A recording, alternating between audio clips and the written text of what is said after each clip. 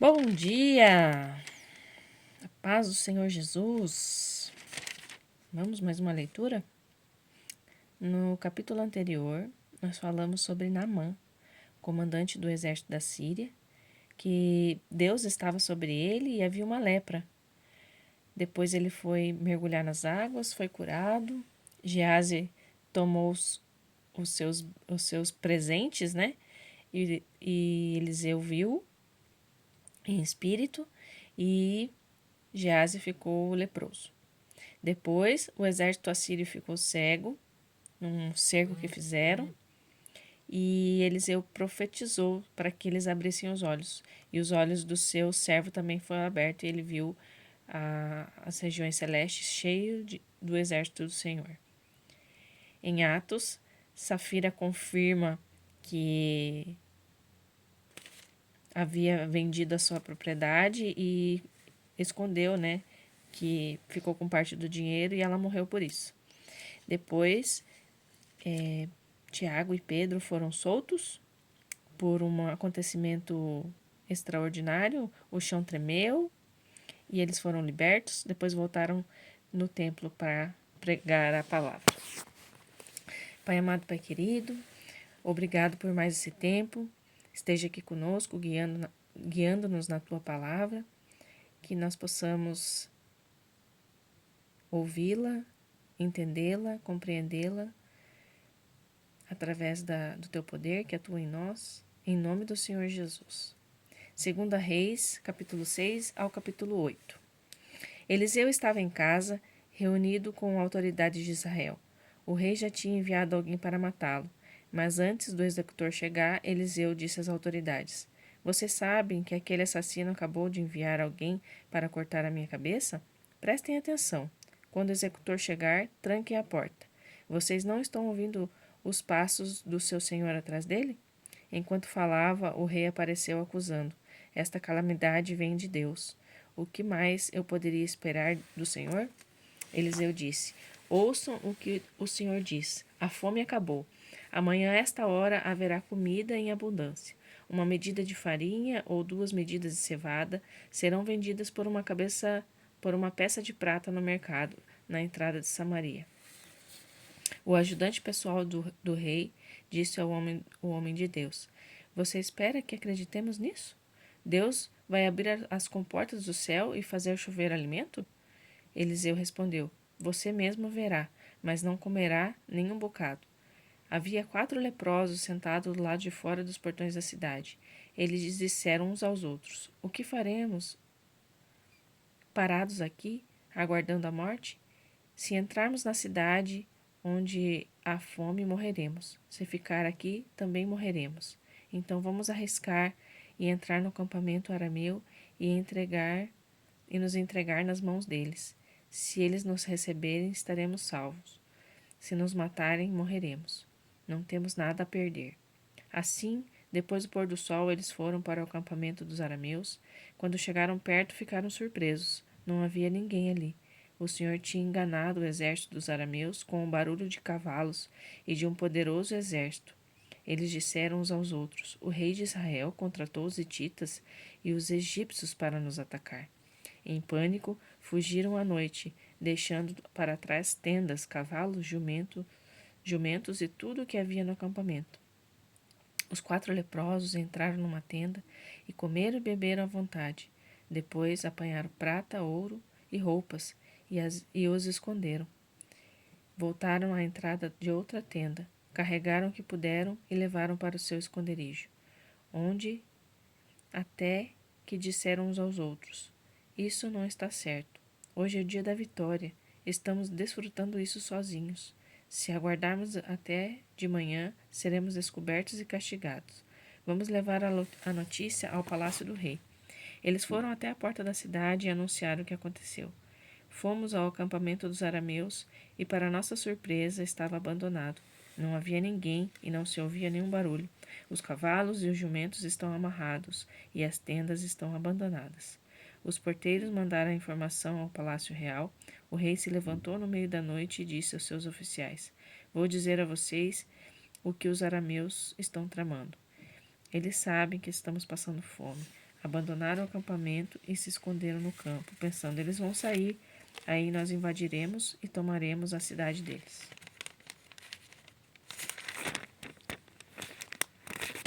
Um conselheiro disse: mande alguns homens em 5 cavalos, dos que ainda restam na cidade, para descobrir o que aconteceu. O destino deles aqui será o mesmo de todos que ficarem na cidade. Eles prepararam 2 carros com cavalos. O rei mandou atrás do exército da Síria com a seguinte ordem: procurem saber o que aconteceu. Eles o seguiram até o Jordão, por todo o caminho. Haviam roupas e equipamentos que os arameus abandonaram enquanto fugiam apavorados. Os homens voltaram e relataram ao rei o que tinham visto. Então o povo saqueou o acampamento dos arameus. O preço dos alimentos despencou da noite para o dia. Uma medida de farinha e 2 medidas de cevada passaram a custar 1 peça de prata, conforme a palavra de Deus. O rei mandou seu ajudante pessoal cuidar do portão da cidade, mas o povo saiu numa correria desenfreada e ele morreu pisoteado. Aconteceu exatamente o que o homem de Deus tinha predito, na ocasião em que o rei tinha ido falar com o profeta. Tudo que o homem de Deus anunciou aconteceu. Ele tinha predito que 1 medida de farinha e 2 medidas de cevada custariam, no dia seguinte, na porta da cidade, 1 peça de prata. E o ajudante do rei, que tinha afrontado com sarcasmo o homem de Deus, dizendo: você espera que acreditemos nisso? Deus vai abrir as comportas do céu e fazer chover alimento? Eliseu tinha dito: você mesmo verá, mas não comerá deste bocado. Foi o que aconteceu. Ele morreu pisoteado pelo povo na entrada da cidade. 8 anos antes, Eliseu tinha dito à mulher cujo filho lhe havia ressuscitado: você e sua família devem ir morar em outro lugar. Deus mandará fome sobre a terra, e ela vai durar 7 anos. A mulher fez o que o homem de Deus recomendou e mudou-se dali. Ela e sua família viveram 7 anos na terra dos filisteus. Depois desse tempo, a mulher e sua família voltaram. Ela solicitou uma audiência com o rei e lhe pediu de volta a sua terra e sua casa. O rei conversava com Geazi, ajudante do homem de Deus, e pediu: conte-me alguns casos dos milagres de Eliseu. Justamente quando ele contava ao rei a história do menino morto que foi ressuscitado, a mãe do menino apareceu pedindo a sua terra e sua casa. Geazi disse: o rei, meu senhor, esta é a mulher, e este é o filho dela que Eliseu ressuscitou. O rei quis saber a história toda, e ela contou. E o rei designou um oficial para acompanhá-la e disse: devolva tudo o que pertencia a ela e todo o lucro da terra dela durante o tempo em que esteve ausente. Eliseu tinha ido a Damasco, e Ben-Hadad, o rei da Síria, estava doente. Alguém disse ao rei: o homem de Deus está na cidade. O rei deu ordens a Azael: leve um presente e vá se encontrar com o homem de Deus. Consulte Deus por intermédio dele para ver se vou sarar desta enfermidade. Azael foi falar com Eliseu, levando consigo o que tinha de melhor em Damasco, 40 camelos carregados de mercadoria, e quando chegou apresentou-se a Eliseu e disse: seu filho Ben-Hadad, rei da Síria, mandou-me aqui para perguntar: vou sarar desta enfermidade? Eliseu respondeu: volte e diga a ele: não se preocupe, você vai sarar. Na verdade, Deus me mostrou que mesmo assim ele morrerá. Depois de fazer isso, fixou os olhos em Azael até ele ficar constrangido. Então o homem de Deus começou a chorar. Azael perguntou: por que você está chorando? Eliseu respondeu: porque sei o que você fará aos filhos de Israel. Incendiará suas fortalezas, matará seus jovens, massacrará seus bebês, rasgará a barriga das grávidas. Azael disse: você está achando que eu sou um cão raivoso para cometer essas atrocidades? Eliseu disse: Deus me mostrou que você será o rei da Síria. Azael deixou Eliseu e voltou para seu senhor. Então, o que disse Eliseu? O rei perguntou. Azael respondeu: ele disse: não se preocupe, você viverá. Mas no dia seguinte molhou o cobertor pesado e cobriu o rosto do rei. Ele morreu sufocado. Azael tornou-se rei. Jeroão de Judá. No 5º ano do reinado de Jorão, filho de Acabe, rei de Israel, Jeorão, filho de Josafá, rei de Judá, começou a reinar e tinha 32 anos de idade quando começou a reinar, e reinou 8 anos em Jerusalém. Ele seguiu o caminho dos reis de Israel, casado com descendentes de Acabe e dando continuidade aos pecados daquele rei. Aos olhos de Deus, cometeu muitos erros.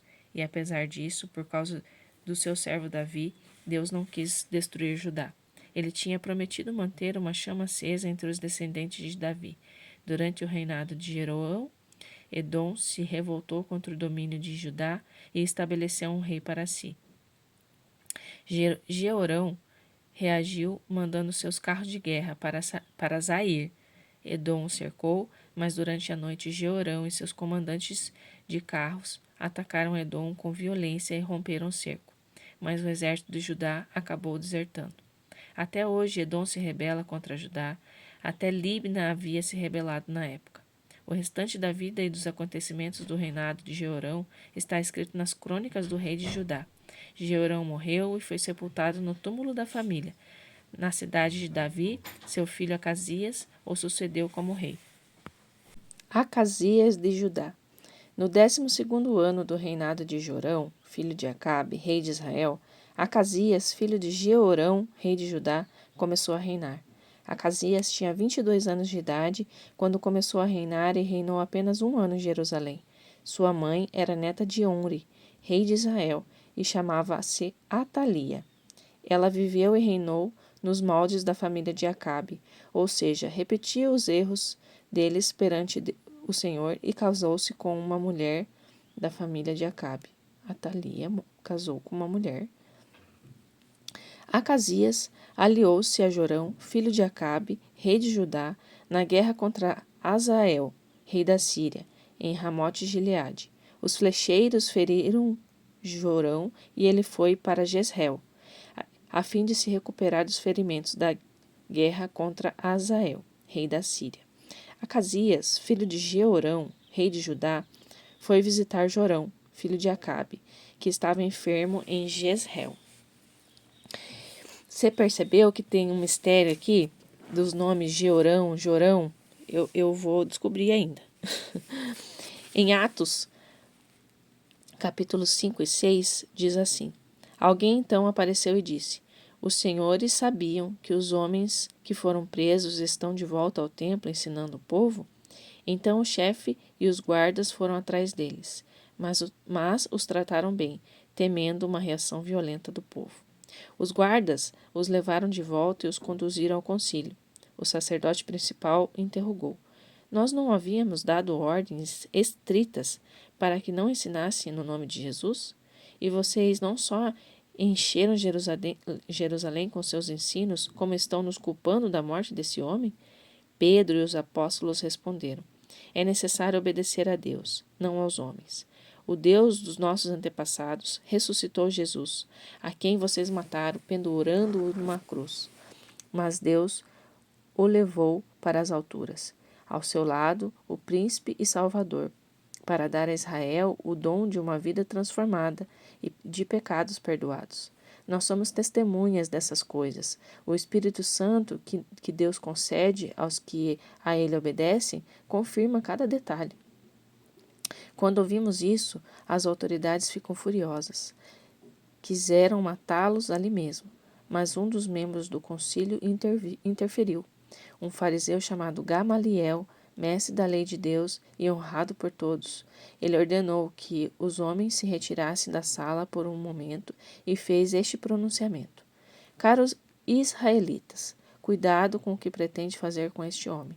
Não faz muito tempo, Teudas fez um grande estardalhaço, alegando ser alguém, e conseguiu 400 seguidores. Ele foi morto e seus seguidores foram dispersos e nada aconteceu.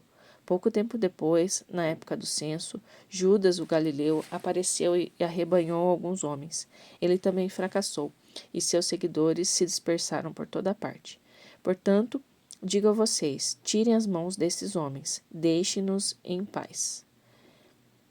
Se o projeto deles é algo meramente humano, irá fracassar, mas se é de Deus, não há nada que possamos fazer, e é melhor que vocês não sejam flagrados lutando contra Deus. Os argumentos os convenceu. Eles chamaram os apóstolos de volta. Após mandarem açoitá-los, eles os advertiram a não falar no nome de Jesus e os expulsaram dali. Os apóstolos saíram do concílio, exultantes por terem honra de serem maltratados por causa do nome de Jesus, e não perder um minuto sequer.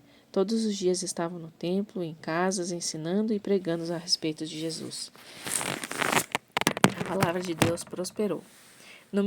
Nesse meio tempo, enquanto os números de discípulos crescia bastante, surgiu um certo ressentimento entre os crentes da fala grega, os helenitas, contra os crentes da fala hebraica, porque as viúvas gregas estavam sendo discriminadas na distribuição diária da comida.